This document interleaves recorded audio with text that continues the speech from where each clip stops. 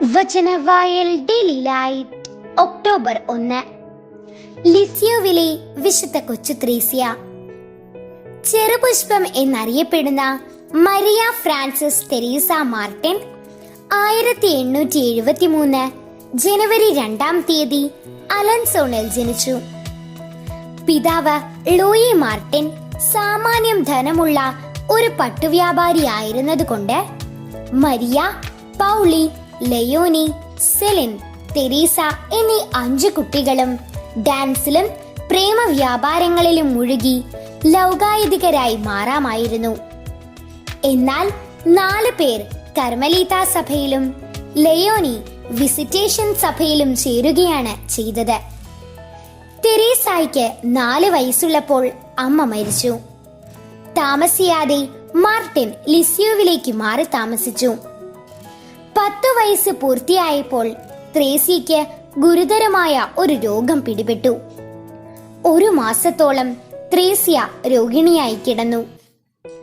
1883 May 13 പെന്തക്കുസ്ത ദിവസം ത്രേസ്യയുടെ മുറിയിലിരുന്നിരുന്ന വിജയമാതാവിന്റെ രൂപം ത്രേസ്യയെ നോക്കി പുഞ്ചിരി തൂകി. അതോടെ ത്രേസ്യയുടെ ആലസ്യം നീങ്ങി. അന്ന് പ്രകടമായ ദൈവമാതൃ സ്നേഹം അന്ത്യം വരെ ത്രേസ്യ ആസ്വദിച്ചു. 15 വയസ്സിൽ കർമ്മലീത്ത മഠത്തിൽ ചേരുവാനുള്ള അനുവാദം വാങ്ങുവാൻ ത്രേസ്യ അപ്പച്ചന്റെ കൂടെ റോമയിൽ പോയി 13ാം ലയോൻ മാർപ്പാപ്പയോട് അഭ്യർത്ഥിച്ചു. ദൈവം തിരുമനസ്സാകുന്നെങ്കിൽ കാര്യം നടക്കുമെന്നായിരുന്നു സമർത്ഥനായ മാർപ്പാപ്പയുടെ മറുപടിയെങ്കിലും കാര്യം നടന്നു. 1889 ജനുവരി 10 സഭാവസ്ത്രം സ്വീകരിച്ചു.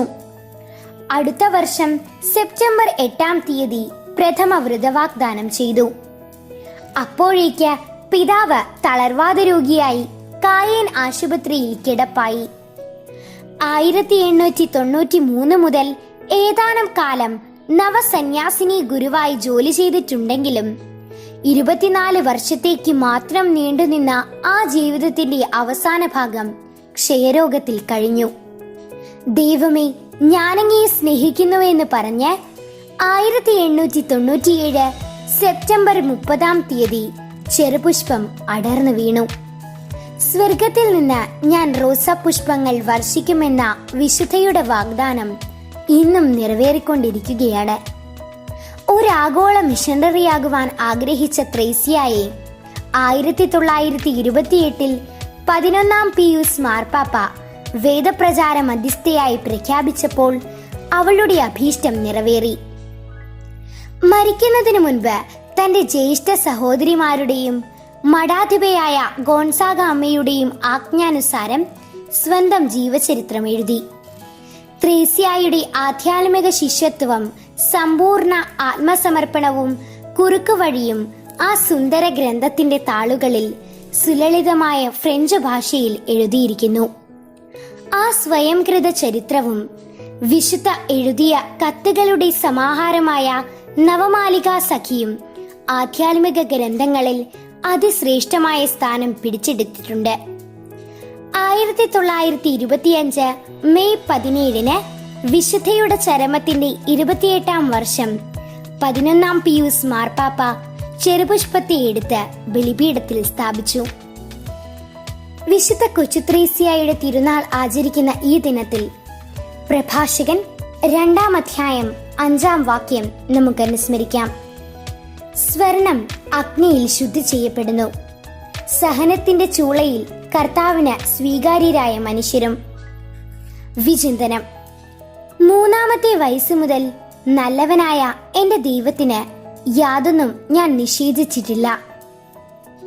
നമുക്ക് പ്രാർത്ഥിക്കാം. സ്വർഗത്തിനായി ആത്മാക്കളെ നേടാൻ തന്റെ ജീവിതത്തിലെ കൊച്ചു കൊച്ചു ത്യാഗങ്ങൾ ഈശോയ്ക്ക് സമർപ്പിച്ച വിശുദ്ധ കൊച്ചു ത്രേസ്യയെ പോലെ നമ്മുടെ ജീവിതത്തിലെ എല്ലാ പ്രവൃത്തികളും സഹനങ്ങളും ത്യാഗങ്ങളും ആത്മാക്കളുടെ രക്ഷയ്ക്ക് സമർപ്പിക്കാം. അങ്ങനെ വിശുദ്ധ കൊച്ചു ത്രേസ്യയെ പോലെ സ്വർഗത്തിലേക്ക് ഒരുപാട് ആത്മാക്കളെ സ്വന്തമാക്കുവാൻ നമുക്കും പരിശ്രമിക്കാം. ആമേൻ.